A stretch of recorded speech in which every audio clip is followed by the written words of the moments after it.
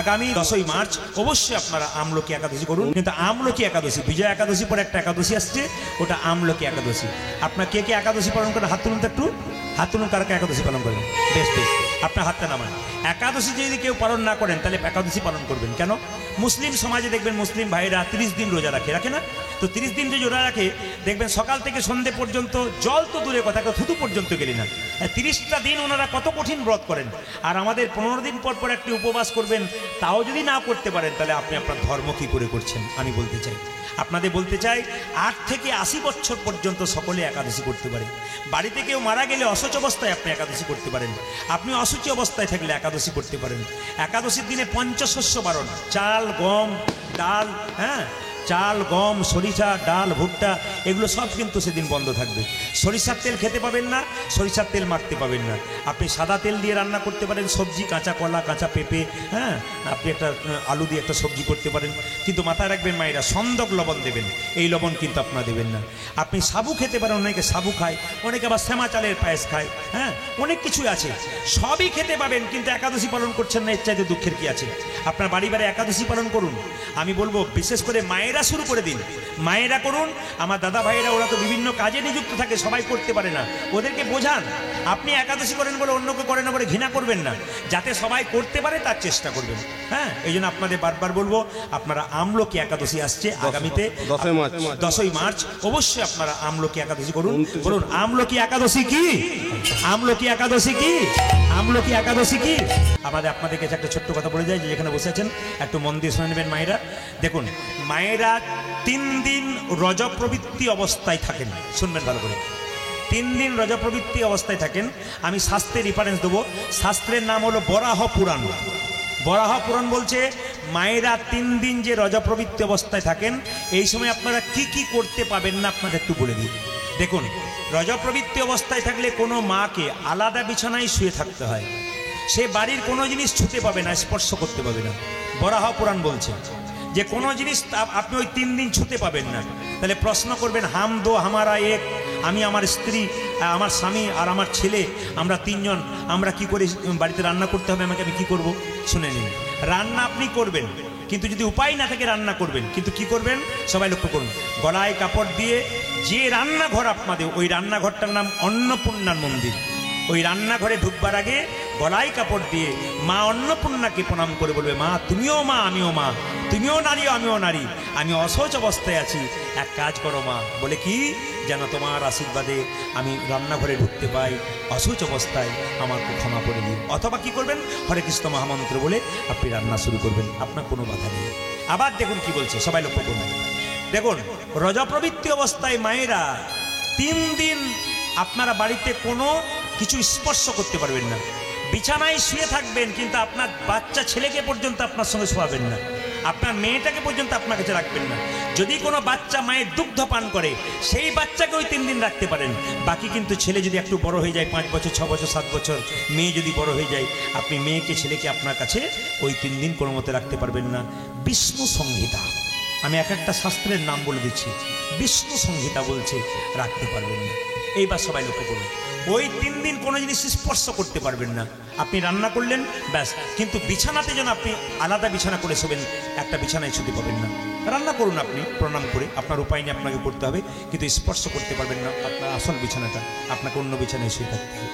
এইবার লক্ষ্য করুন, মহাভারতের শান্তি পর্ব যদি কেউ পড়েন, তাহলে মহাভারতের শান্তি পর্বে পরিষ্কার করে বলেছে যে রজপ্রবৃত্তি অবস্থায় কোনো পুরুষ যদি নারীর সঙ্গ করে, খুব ভালো করে শুনবেন কথাগুলো, খুব দামি কথা। রজপ্রবৃত্তি অবস্থায় মহাভারত যদি কেউ পড়েন, তাহলে মহাভারতের শান্তি পর্ব বলছে যে রজপ্রবৃত্তি অবস্থায় কোনো পুরুষ যদি কোনো নারীর সঙ্গ করে, তাহলে জেনে রাখবেন সেই পুরুষকে এবং নারীকে দুজনকেই নরকে যেতে হবে। পরিষ্কার একবার তাদের নরকের পথ খোলা। ওই 3 দিন রজপ্রবৃত্তি অবস্থায় কোনো পুরুষ যদি কোনো নারীর সঙ্গ করে। সুশ্রাত সংহিতা, একটা করে রেফারেন্স দিচ্ছি শাস্ত্রে, বই পড়বেন দেখে নেবেন। সুশ্রত সংহিতায় সুশ্রত ঋষি বলছেন যে রজপ্রবৃত্তি অবস্থায় কোনো নারী পুরুষ যদি সঙ্গ করে, সেই পুরুষের 3টে জিনিস খুব তাড়াতাড়ি নষ্ট হয়ে যাবে। 3টে জিনিস কি কি?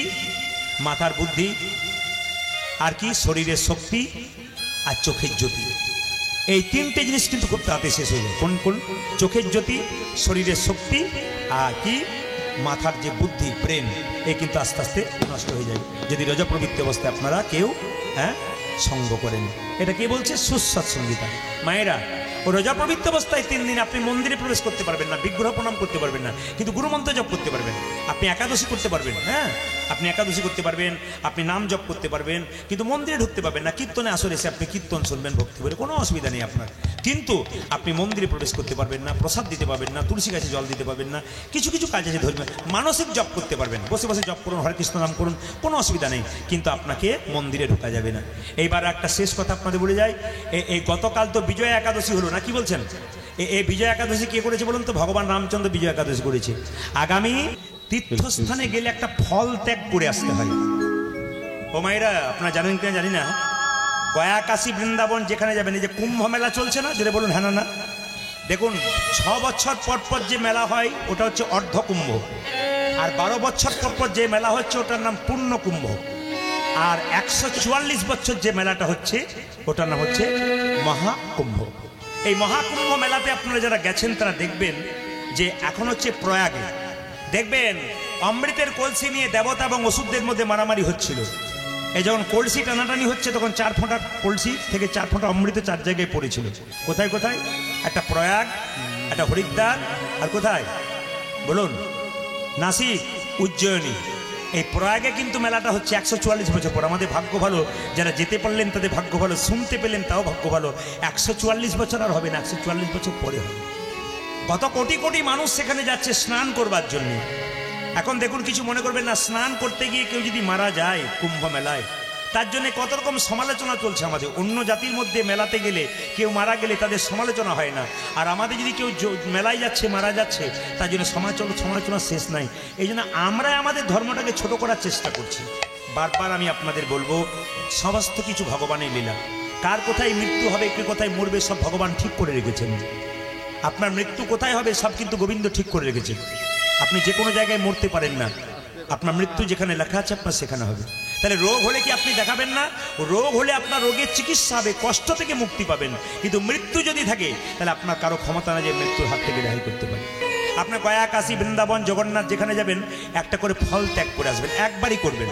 যেমন আপনি আপেল, কলা, লেবু খেতে ভালোবাসেন, 3টে প্রিয় আপনার ফল, আপনি একটা ফল তীর্থে গিয়ে বললেন আমি এই ফলটা আপেলটা খাবো না, সারা জীবন বেঁচে থাকবো, গোবিন্দ তোমাকে দিয়ে দিলাম।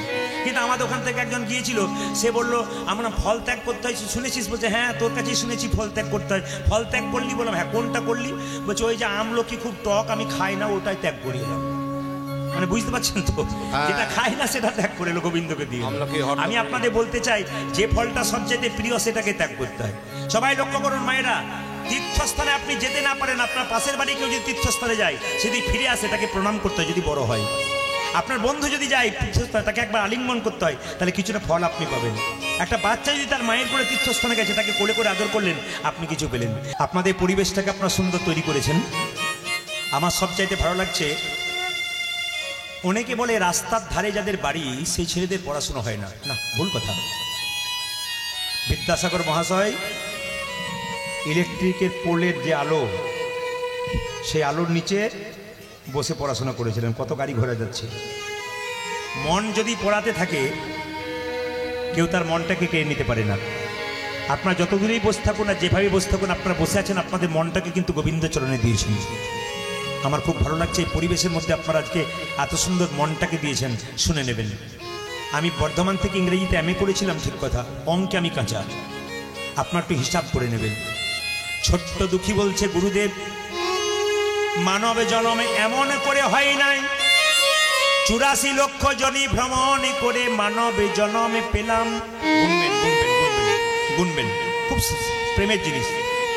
20 লক্ষ বার গাছ গাছরা রূপে জন্মে নিলাম, কত রকমের গাছ হতে হতে যেদিন তুলসী বৃক্ষ রূপে জন্মে নিলাম, যেদিন তুলসীর পাতা গোবিন্দের সেবাই লাগল, যেদিন তুলসীর ডাল ভক্ত কণ্ঠে মালা করে পড়ল, সেই দিন আমার গাছ জন্ম থেকে মুক্তি হয়ে গেল। শুধুই মানুষ জন্ম পান নাই মা, বহু কষ্টে পেয়েছেন, অবহেলাই হারাবেন না। বারবার বলে যাব, অবহেলাই হারাবেন না। তাহলে 20 লক্ষ বার গাছ গাছের রূপে জন্ম গুনবেন, 20 লক্ষ হলো। 9 লক্ষ বার জলে জন্মে নিলাম, কত রকমের মাছ চিংড়ি কাঁকড়া হতে হতে যেদিন শঙ্খ রূপে জলে জন্মে নিলাম, যেদিনে মায়েদের মুখে মন্দিরে 3 বার বেজে উঠিলাম। মায়েরা, কীর্তন যে কত শিক্ষার জিনিস শুধু বসলে বুঝতে পারবেন। গতকাল যেখানে গাইছিলাম ওরা বলছে আমাদের এখানে 1 ঘন্টা পরে আর মানুষ থাকে না, ওই শুনতে আসে তারপর পালিয়ে যায়। কালকে 3.5 ঘন্টা পেরিয়ে গেছে, তবু একজন উঠছে না। জিজ্ঞেস করলাম উঠবেন না কেন, বলে না আরও শুনতে চাই। বললাম আবার যদি শুরু হয় নিশ্চয়ই শোনাবো আপনাদের, শুনে নিন, শুধু মন দিয়ে শুনে নিন। 3 বার শঙ্খ বাজান কেন? একবার ব্রহ্মাকে উদ্দেশ্য করে, একবার মহেশ্বরকে উদ্দেশ্য করে, একবার বিষ্ণুকে উদ্দেশ্য করে। এই 3 জনকে উদ্দেশ্য করে 3 বার আপনারা শঙ্খ বাজান। 33 কোটি দেবদেবীকে সম্মান জানানো হয়। 4 বার শঙ্খ বাজাবেন না কেন? ভুল করে 4 বার বাজাবেন, ভুল করে 5 বার বাজাবেন, ভুল হবে আপনার। কেন? অসুরদের রাজাকে আহ্বান করার সময় অসুররা শঙ্খ বাজাতেন 4 বার 5 বার। ওই 4 বার 5 বার শঙ্খ বাজানোর নিয়ম আমাদের নয়, 3 বার বাজাতে হয়। বার্লিন বিশ্ববিদ্যালয়ে বিখ্যাত বিজ্ঞানী বললেন যে শঙ্খ যখন কেউ বারবার বাজায় তখন তার শ্বাসের কষ্ট দূর হয়। যাদের অ্যাজমা আছে, হাঁপানি আছে, হ্যাঁ দেখবেন অনেকের রোগ আছে, যদি বারবার যদি শঙ্খ বাজানো যায় সকাল দুপুর সন্ধ্যে 3 বার করে, তার শ্বাসকষ্ট অনেকটা দূর হয়। খুব শিক্ষা আছে কিন্তু। আপনারা বাড়িতে শঙ্খ রাখবেন 2টো, সবাই তাকাবেন। মায়েরা, আপনারা বাড়িতে শঙ্খ রাখবেন। বাবারা যারা মায়েরা আসতে পারে না আপনারা শিখিয়ে দেবেন। বাড়িতে 2টো শঙ্খ রাখবেন, একটা জলশঙ্খ, একটি বাদ্য শঙ্খ। জলশঙ্খ কেন রাখবেন না? জলশঙ্খ, শঙ্খের ভেতরে জল ভরিয়ে বিগ্রহকে স্নান করাতে হয়, ভগবানকে স্নান করাতে হয় বিগ্রহকে। জলশঙ্খ ওটা মুখ দিয়ে এঁটো করবেন না। বাদ্য শঙ্খ যেটা এঁটো করবেন, কিন্তু শঙ্খ নিচে রাখতে নাই, মাটির বা সানের মধ্যে একটা স্ট্যান্ড পাওয়া যায়, ওতে রাখবেন, কিংবা আপনি লাল কাপড় বা হলুদ কাপড়ের উপর রাখবেন। কিন্তু জলশঙ্খটা একবার ভগবানের চরণে, বাদ্য শঙ্খ একটু দূরে রাখবেন। এবার জলশঙ্খের উপরে প্রত্যেকদিন একটা করে তুলসী পাতা দিতে হয়। যার বাড়িতে জলশঙ্খ আছে অথচ তুলসী পত্র না দেন, তবে শঙ্খটাকে অপমান করা হয়। তাই বারবার বলবো, বাড়িতে শঙ্খ ভগবানের কাছে রাখলে একটা করে তুলসী পাতা অবশ্যই আপনারা দেবেন, এর শাস্ত্র অনুযায়ী। সবাই শুনে রাখুন, যে যেখানে বসে আছেন মায়েরা। 84 লক্ষ জনের মধ্যে 20 লক্ষ গাছ গাছরা, 9 লক্ষ জনে জন্মে নিলাম, কবর হলো 29। 11 লক্ষ বার পোকা রূপে জন্মে নিলাম, কত রকমের পোকা হতে হতে যেদিনে ভ্রমরে কুলে জন্মে নিলাম, যেদিনে ফুল থেকে মধু সংগ্রহ করে সেই মধু গোবিন্দের সেবাই লাগালাম, সেই দিন আমার পোকা জন্ম থেকে মুক্তি হলো। 29 আর 11 কত হলো? 40। 30 লক্ষ বার পশু কুলে জন্মে নিলাম, কত রকমের পশু হতে হতে যেদিনে গাভী কুলে জন্মে নিলাম, যেদিনে গাভীর চামড়া দিয়ে শিকল তৈরি হলো, যেদিনে গাভীর চামড়া দিয়ে শিকল শুধু নয়, যেদিনে গাভীর দুগ্ধ দিয়ে গোবিন্দের সেবা হলো, সেই দিন আমরা পশুকুল থেকে মুক্তি পেয়ে গেলাম। কত হলো? 40 আর 30 জোর বলুন, 70। 10 লক্ষ বার পাখি কুলে জন্মে নিলাম, কত রকমের পাখি হতে হতে যেদিনে ময়ূর কুলে জন্মে নিলাম, যেদিনে ময়ূরের পালক গোবিন্দ মস্তকে নিল, সেই দিন আমার পাখি জন্মে থেকে মুক্তি হয়ে গেল। কত হলো মায়েরা জোরে বলুন? 80। 4 লক্ষ বার বানর কুলে জন্মে নিলাম, 84 লক্ষ হলো কিনা? শেষে যেদিন রাম ভক্ত হনুমান হয়ে গেলাম। সবাই শিখে নিন, হনুমান যেটা করলো মানুষ হয়ে আমরা তা পারলাম না, হনুমানকে যে শিখতে হবে। দেখবেন সীতাকে যখন হনুমান উদ্ধার করলো, হনুমানকে সীতা একটা মতির মালা দিল, মতির মালা দিয়ে বলল, হনুরে তুই আমাকে উদ্ধার করেছিস, তোকে মতির মালা দিলাম। লক্ষ্মণ সামনে দাঁড়িয়ে আছে, হনুমান মতির মালাটা নিয়ে প্রথমে কপালে ঠেকালো, কানে ঠেকালো, চোখে ঠেকালো, নাক দিয়ে শুকে শুকে দেখলো, জিভ দিয়ে চেটে চেটে দেখলো, মালাটাকে 64 টুকরো করে দিল। প্রশ্ন হবে, মালাটাকে 64 টুকরো করলো কেন? 63 করলো না, 65 করলো না কেন? ওই 64 টুকরো কলিযুগে 64 মহান্ত রূপে এলো। প্রত্যেকটি কথার মধ্যে একটু করে শিক্ষা আছে। আমি আপনাদের এটাই চাই যে গানের প্রত্যেকটি পদের মধ্যে, প্রত্যেকটি কথার মধ্যে বাস্তব শিক্ষা আছে, এগুলো ব্যবহার করবেন। কি বললাম? লক্ষ্মণ বারবার অপমান করছে, হনু এ তুই কি করলি? হনুমান মানে কেন? মায়ের মালাকে তুই অপমান করলি। সীতাকে বারবার লক্ষ্মণ বলছে, মা এ তুমি কি করলি? বানরে সপিলে মতি, মতি তাই নাই কমতি, অনাসে কাটে তাই দন্তে, শিশু মানে না দেবতাই, মানুষ পুজে তারে কেন বনতে। আচ্ছা, ওই যে মন্দিরটা রয়েছে, একটা বাচ্চাকে কাল সকালে শুয়ে দেবেন, ওই যে মন্দিরটা রয়েছে না, একটা বাচ্চাকে কাল সকালে শুয়ে দেবেন, ও পায়খানা প্রস্রাব করে দেবে। কেন? ও তো জানে না মন্দিরের মানে কি। বারবার হনুমান অপমান করছে, হনুমানকে অপমান করছে লক্ষণ। অতুল্য ধন তুলসী রে, তুমি জানে তুলসী রে, কুকুরে কি তার মান্য রাখে? যে তুলসীর পাতা গোবিন্দ সেবায় লাগাও, যে তুলসীর ডাল কণ্ঠে মালা করে নাও, সেই তুলসী গাছের উপরে কুকুরে প্রস্রাব করে দেয়। কুকুর তো জানে না তুলসী গাছের মানে কি আছে। হনুমানকে বারবার অপমান করছে লক্ষণ। সীতা তখন রেগে গিয়ে বলল, সত্যি হনু, তুই আমাকে অপমান করলি, আমি তোকে মালাটা আদর করে দিলাম, আর তুই মালাটা মাথায় ঠেকালি, কপালে ঠেকালি, তারপর তুই চোখে ঠেকালি, কানে ঠেকালি, নাক দিকে চোখে দিলি, জিভ দিয়ে চেটে, দাঁত দিয়ে কাটলি কেন? হনুমান কেঁদে কেঁদে বলল, মা গো দেখুন, আমাদের কাউকে বললে আমরা রেগে যাই, কিন্তু হনুমান কত বড় ভক্ত দেখুন। কেঁদে কেঁদে বলছে, মা গো আমি কি তোমার মালাকে কোনোদিনই অপমান করতে? রাধে রাধে। এ মালা তো যেমন তেমন মালা নয়, এ মালা আমার মায়ের দেওয়া প্রেমের মালা, ভালোবাসার মালা। এ মালা প্রথমে কপালে ঠেকালাম কেন জানো?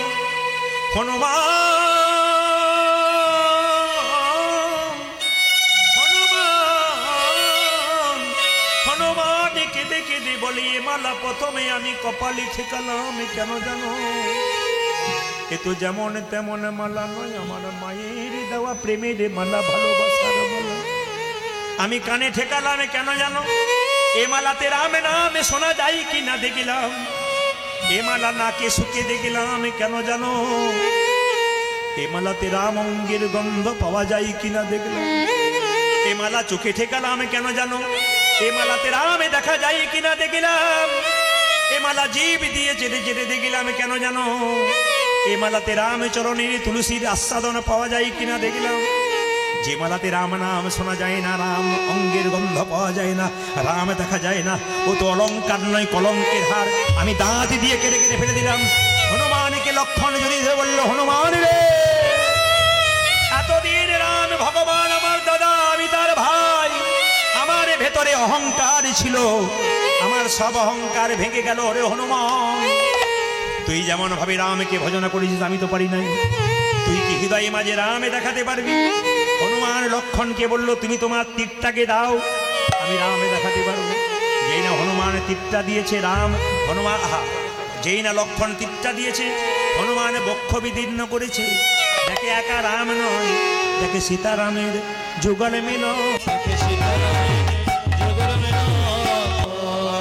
কত সুন্দর শিক্ষা আছে গানের মধ্যে। আজকে আমি কিন্তু আপনাদের সামনে একটা ভক্ত চরিত্র বর্ণনা করব। গতবারে কৃষ্ণলীলা গিয়ে গেছিলাম, একটা ভক্ত চরিত্র। ভক্ত চরিত্রটা কিন্তু অনেক বড়, কিন্তু আমি খুব সংক্ষেপে যাব। একটু লক্ষ্য করবেন, আপনারা সবাই মেদিনীপুর গেছেন কিনা জানি না, মেদিনীপুরে খড়গপুর বলে একটা জায়গা আছে, জানা আছে খড়গপুর? হ্যাঁ, ওর পাশে একটা রেল স্টেশন আছে, খুব দামি।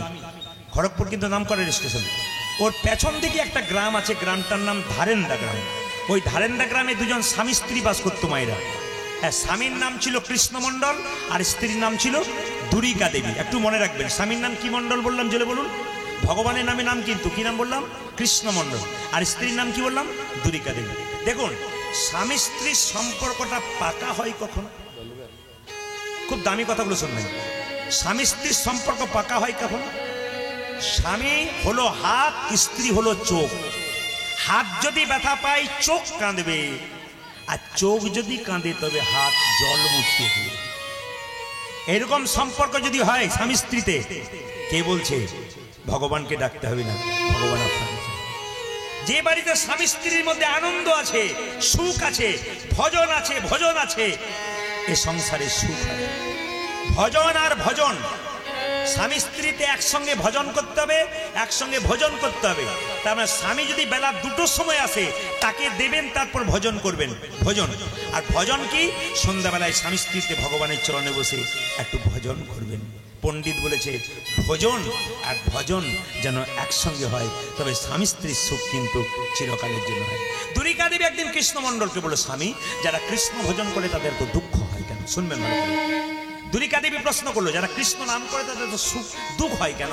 বারবার দুঃখের সাগরে পৌঁছাতে হয় কেন? এত অভাব কেন? কৃষ্ণমণ্ডল বলল, দেখো, যে এই জগতে পড়াশুনো করে তাকেই পরীক্ষা দিতে হয়, যে পড়াশুনো করে না তাকে পরীক্ষা দিতে হয় না। রাখাল বাগালকে পড়াশুনো করে পরীক্ষা দিতে হয় না, ওরা পরীক্ষায় উত্তীর্ণ হয় না, ওরা চাকরিতে যায়ও না। কিন্তু যারা দেখবেন ভগবানের ভজন করে, তাদের বারবার ধাক্কা খেতে হয়।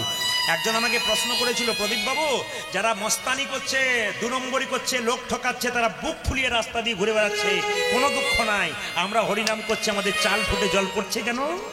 বললাম, যেমন তোমার প্রশ্ন খুব কঠিন মনে করছো, উত্তরটা কিন্তু খুব সহজ। বলে কেন? যারা বুক ফুলিয়ে রাস্তা দিয়ে বেরিয়ে যাচ্ছে, আপনাকে ঠকাচ্ছে, মস্তানি করছে, আপনাকে লাল চোখ দেখাচ্ছে, জেনে নিয়েন বেশি দিন নাই। কেন? মানুষ জন্মের পরে ভগবান 2টো করে কলসি দিয়েছে, একটা পাপের কলসি, একটা পুণ্যের কলসি। যারা অন্যায় করছে, লোক ঠকাচ্ছে, পাপের কলসিটা যেদিন পূর্ণ হবে, দুর্যোধনের মতো সংসার ছেড়ে রাস্তার ভিখারি হয়ে যাবে। চোখে দেখবেন ওই লোকগুলো কি গতি হয়, কাঁদবে রাস্তায় ভিখারির মতো, আপনি হাসবেন মনে মনে, ঠিক হয়েছে। আর দেখবেন যারা হরিনাম করে, কৃষ্ণ করে, কৃষ্ণ নাম করে, তাদের পুণ্যের কলসিটা কোনো পূর্ণ হয় নাই।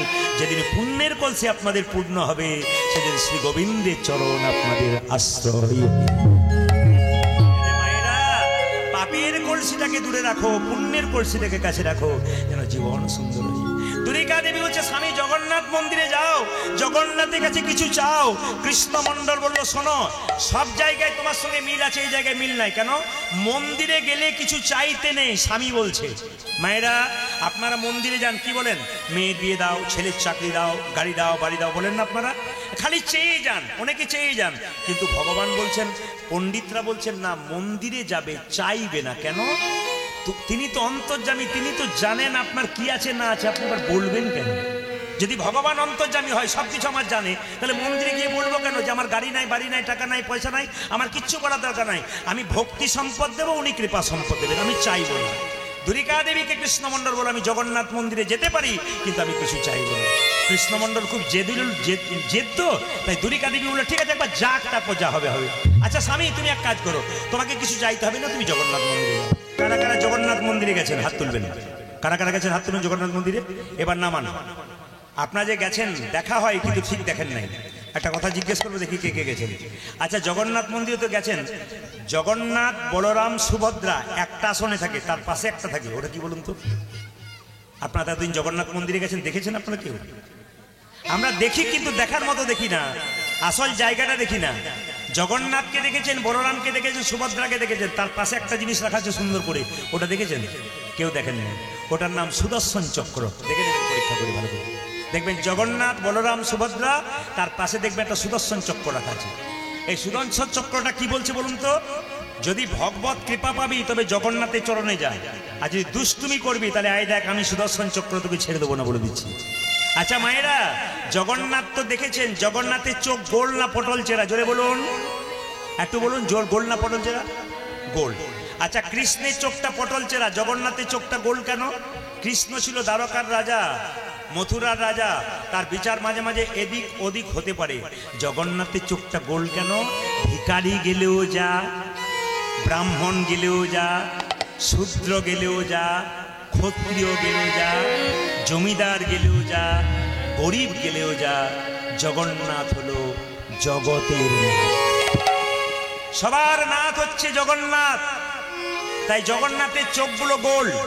আচ্ছা, এতদিন জগন্নাথ মন্দিরে গেছেন, কেউ এই কথাটা বলতে পেরেছেন? কৃষ্ণমণ্ডল যেটা বললো, শুনলে চমকে যাবেন। কৃষ্ণমণ্ডল কেঁদে কেঁদে বলছে, হে জগন্নাথ, আমার স্ত্রী তোমার কাছে কিছু চাইতে বলল, কিন্তু কি চাইবো জগন্নাথ? তোমার তো দেবার মতো কিছু নাই, তোমার হাত নাই, তুমি দেবে কি? তোমার পা নাই, তুমি দেবে কি? এতদিন জগন্নাথ মন্দিরে গেছেন, কেউ বলতে পেরেছেন?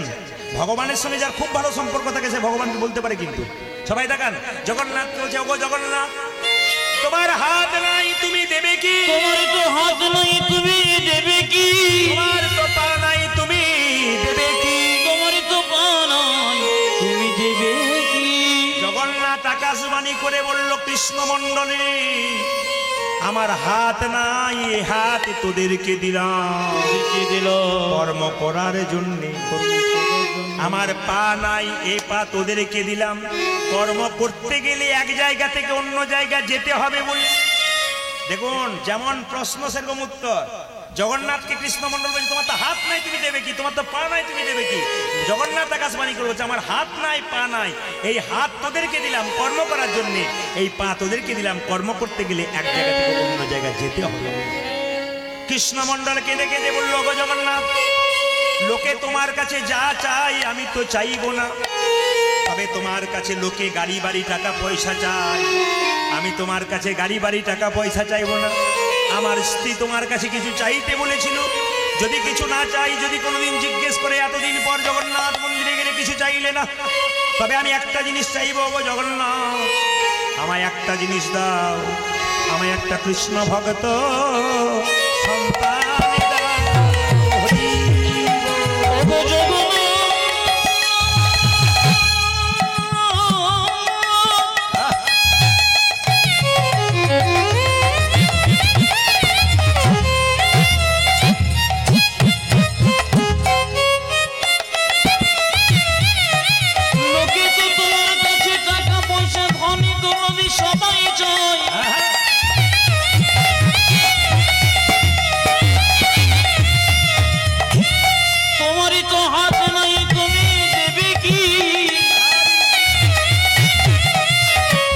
আমি তোমার কাছে কি চাইবো জানো? আমি একটা কৃষ্ণ ভক্ত সন্তানের দাবি। এই অভিলাষ আমার মনে, কৃষ্ণ ভক্ত সন্তানে দাও। ও যাজে এই অভিলাষ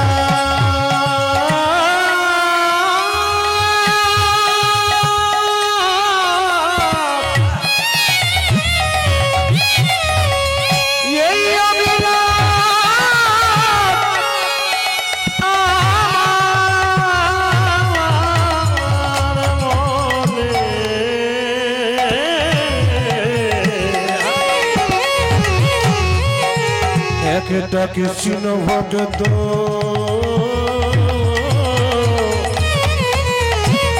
সন্তান দিও। আমার মনে কৃষ্ণ ভক্ত সন্তানে দাও। আজ এই অভিলাষ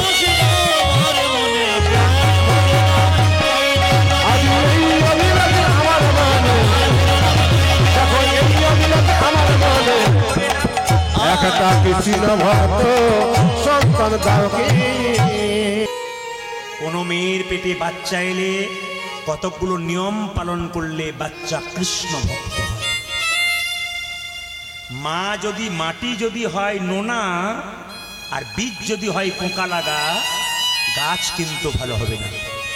মাটি যদি হয় ভালো আর বীজ যদি হয় ভালো, সন্তান ভালো হবে। মা যদি খারাপ হয় সন্তান খারাপ হবে, বাবা যদি খারাপ হয় সন্তান খারাপ হবে। দুটোকে ভালো হতে হবে, তবে সন্তান ভালো হবে। যখনই আপনি সন্তানের মা হয়ে গেলেন, আপনার চলা ভালো হতে হবে, আপনার বলা ভালো হতে হবে, আপনার চাউনি ভালো হতে হবে। কেন? আপনাকে ছেলে মেয়ে দেখবে আমার মা বাবা কেমন চলছে, আপনি যেমন চলবেন আপনার ছেলে মেয়ে সেরকম চলবে।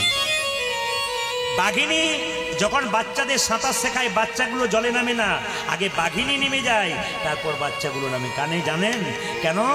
জানে মা আমার জলের মধ্যে নেমেছে, মানে আমরা যদি জলে নামি আমাদের কোনো ভয় নাই। ধর্মের পথে আপনি নামবেন, তবে আপনার ছেলে মেয়ে নামবে, নইলে কিন্তু আপনার ছেলে মেয়ে কোনো মতেই নামবে না। এই জন্য বারবার নিবেদন হলো আপনাদের কাছে, কৃষ্ণ ভক্ত সন্তান তৈরি করতে গেলে কিছু নিয়ম আছে। অনুকূল ঠাকুর বলেছেন, পরম প্রেমময় অনুকূল ঠাকুর কি বলেছেন দেখুন, মেয়েদের পেটে বাচ্চা থাকলে 4টা জিনিস করতে হয়: সত্য, সোচ, দান। সত্য, সোচ আর দান আর দয়া। এই 4টা জিনিস কোনো মেয়ের মধ্যে থাকলে তার ছেলে মহাপুরুষ হয়। আপনার ছেলে মহাপুরুষ হবে যদি 4টা জিনিস থাকে। পেটে বাচ্চা থাকলে সত্য কথা বলুন, যখনই পেটে বাচ্চা থাকবে আপনি সত্য কথা বলুন, আপনার ছেলে মহাপুরুষ হবে, শাস্ত্র বলেছে। আপনি পেটে বাচ্চা থাকলে সোচ মানে পবিত্রতা বজায় রাখুন, পবিত্রভাবে জীবনযাপন করুন, ঠিক আছে? আপনার সন্তান কৃষ্ণ ভক্ত হবে, মহাপুরুষ হবে। 3, দয়া, জীবের প্রতি দয়া দিন, বাড়িতে কেউ এলে তাকে সেবা দিন। সোচ, সত্য, দয়া, আর কি? দান। গরিবকে দান করুন, ভিখারিকে দান করুন, অভাবীকে দান করুন। পেটে বাচ্চা থাকাকালীন আপনি মহাপুরুষের মা হতে চলেছেন। যার ছেলে কৃষ্ণ ভক্ত হয় তার মায়ের গর্ভটাকে রত্নগর্ভ বলা হয়। যার ছেলে কৃষ্ণ ভক্ত হয় জেনে নেবেন তার মায়ের গর্ভটা রত্নগর্ভা। যে কোনো বাড়িতে আমরা কীর্তন করতে গেলে, বাসা গেলে ছোট ছোট বাচ্চাগুলোকে কোলে নিয়ে তার মা গুলো বলে, একবার জয়নিতাই করে দাও তো বাবা, একবার জয়নিতাই করে দাও তো। ছোট থেকে শেখাচ্ছে, বড়তে শিখবে। আপনার বাচ্চা ছেলেটাকে আপনি এরকম শেখান, সকালবেলায় ঘুম থেকে উঠে আগে মন্দিরে প্রণাম কর, এক, তোর দাদু ঠাকুমাকে প্রণাম কর, দুই, আমাকে আর তোর বাবাকে প্রণাম কর, বাড়ির গুরুজনকে প্রণাম কর। এই যদি শেখাতে পারেন বাচ্চাকে ছোট থেকে, আপনার কাজ আছে। রামকৃষ্ণদেব বললেন, বাচ্চার মনটা কচি বাঁশের মতো, যেদিকে বাঁকাবেন বাঁশ মোটা হয়ে গেলে কিন্তু বাঁকার কোনো চান্স নাই। শিক্ষা যদি দেবেন ছোট থেকে দেন, নইলে কিন্তু ঠকবেন, পরে কিন্তু আপনাকে মার খেতে হবে। মায়েরা, ছেলে যদি, সন্তান যদি ভক্ত হয় তাহলে প্রণাম করবে আপনার পায়ে, আর যদি অসুর হয় মারবে আপনার গায়ে। যদি আপনার ভক্ত সন্তান হয় প্রণাম করবে আপনার পায়ে, আর যদি অসুর সন্তান হয় মারবে আপনার গায়ে। আপনি গায়ে মান নেবেন না পায়ে প্রণাম নেবেন, সেটা আপনার হাতে রইল। ওই জন্য বারবার বলবো, হিন্দু সনাতন ধর্মের মানুষের প্রতিটি বাড়িতে বাড়িতে কৃষ্ণ ভক্ত সন্তান হোক। আপনারা যে কীর্তন শুনতেছেন, মহাপ্রভুর কাছে আপনাদের জন্য একটা জিনিস চাইব, গাড়ি চাইবো না, টাকা চাইবো না, পয়সা চাইবো না, আপনাদের জন্য ভগবানের কাছে একটা জিনিস চাইবো, আপনাদের প্রতি বাড়ি বাড়ি একটা করে কৃষ্ণ ভক্ত সন্তান হোক। প্রশ্ন করবেন, প্রদীপ বাবু কেন ইঞ্জিনিয়ার সন্তান চাইলেন না, কেন ডাক্তার সন্তান চাইলেন না, কৃষ্ণ ভক্ত সন্তান চাইলেন কেন? এই দিকে তাকাবেন। স্কুলে যে বাচ্চাকে পড়াচ্ছেন, ও পড়ে চাকরি পাচ্ছে কিন্তু ওর বিবেক হচ্ছে না। ও উচ্চশিক্ষায় শিক্ষিত হয়েছে, বাবা মাকে চিনতে পারছে না, কিন্তু ও বাইরে গিয়ে ফ্ল্যাট কিনছে কিন্তু মা বাবাকে জায়গা দিচ্ছে না। রোজগার করার মেশিন তৈরি হলো কিন্তু বিবেক তৈরি হলো না। তাই আমাদের বাচ্চাগুলোকে কৃষ্ণ ভক্ত কেন বলছি, আপনাদের ছেলেগুলো কৃষ্ণ ভক্ত কেন বলছি না, ছেলে যতই উচ্চ শিক্ষিত হোক, যদি কৃষ্ণ ভক্ত হয় তবে তার মধ্যে বিবেক জন্মায়। নিজে দুটো খেলে তার মা বাবাকেও দুটো দেবে। তাই আমি আপনাদের কাছে চাইলাম, ভগবানের জন্য, আপনাদের জন্য, আপনাদের বাড়ি বাড়ি একটা করে কৃষ্ণ ভক্ত সন্তান। সচিমাতা নিমাইকে বলেছিল, নিমাই তোর বাবার পিণ্ডটা দিয়ে আয়। নিমাই বলেছিল, মা পিণ্ড দিলে কি হয়? বলে 7 বংশোদ্ধার হয়।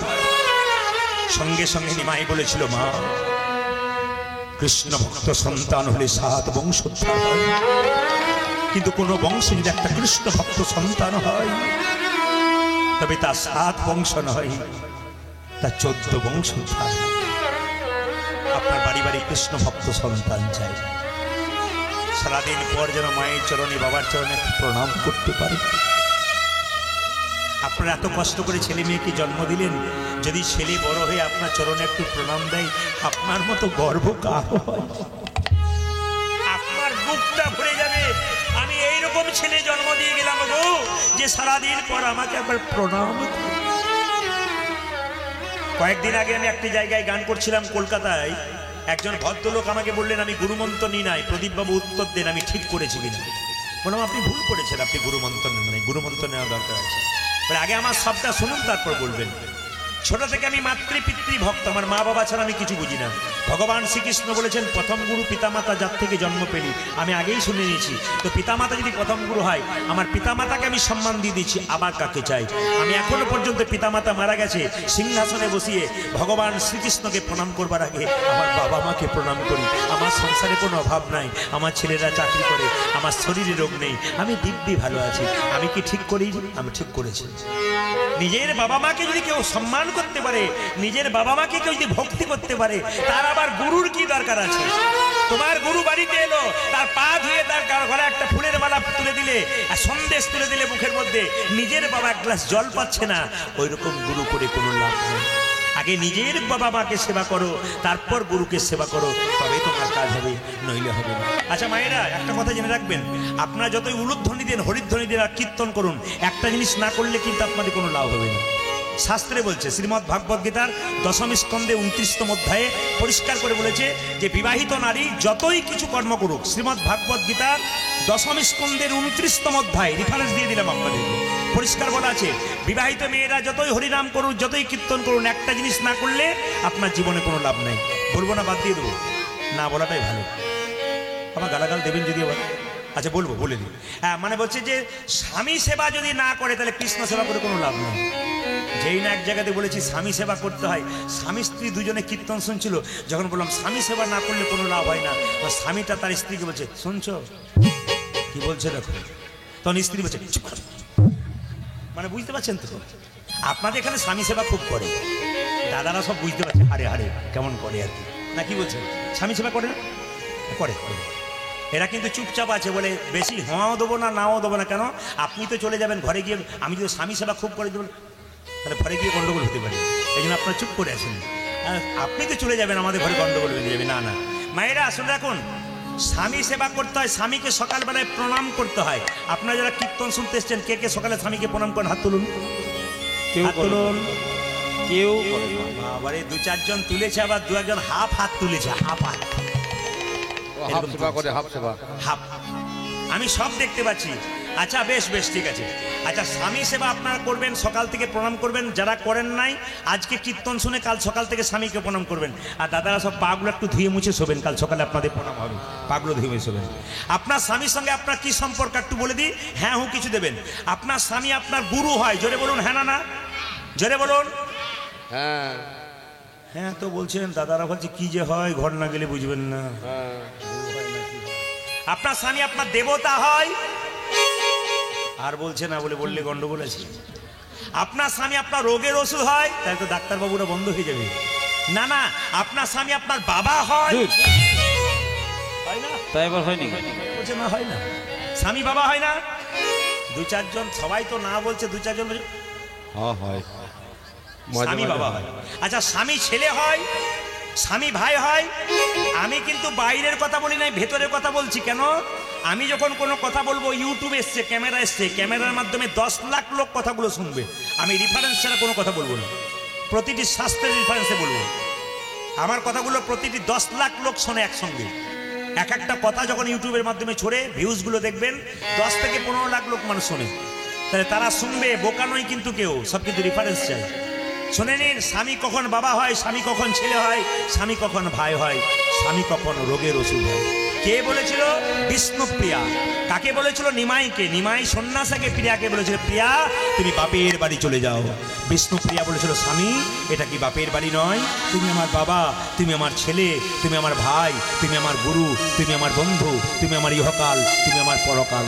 নিমাই বলেছিল, আমাকে লোকে পণ্ডিত বলে, নিমাই পণ্ডিত, আমি তো জানি না স্বামী কখন বাবা হয়। বিষ্ণুপ্রিয়া বলেছিল, তুমি যেমন পণ্ডিত, আমিও তো পণ্ডিতের মেয়ে। আমার বাবার নাম হচ্ছে কি? সনাতন মিশ্র। আমার বাবা শিখিয়ে দিয়েছে স্বামী কখন বাবা হয় জানো? অন্নদানে পিতা সম, রতিদানে পতি। কেবল অন্নদানে পিতা প্রতিদানে পতি। অন্নদানে পিতা সম, রতিদানে পতি। অন্নদানে পিতা সমরতি দানে প্রতি। মেয়েদের যখন বিয়ে হয় না, অন্ন জোগাড় করে কে বলুন? বাবা। আর বিয়ে হলে কে জোগাড় করে? স্বামী।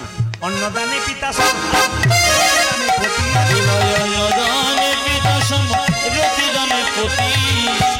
স্বামী ছেলে হয় কখন? পিণ্ডদানে অগতির গতি। পিণ্ডদানে পুত্র সম অগতির গতি।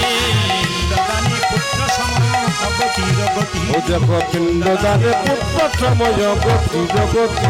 স্বামী স্ত্রী বেঁচে আছে, ছেলে মেয়ে নাই। আগে স্ত্রী মারা গেল, তার পিণ্ড দেবার অধিকার স্বামীর আছে শাস্ত্র অনুযায়ী। স্বামী যখন পিণ্ড দেবে, তার পুত্রের অধিকার গ্রহণ করে। পিণ্ডদানে পুত্র সম অগতির গতি। পিণ্ডদানে পুত্র সম অগতির গতি। উপদেশে গুরুত্ব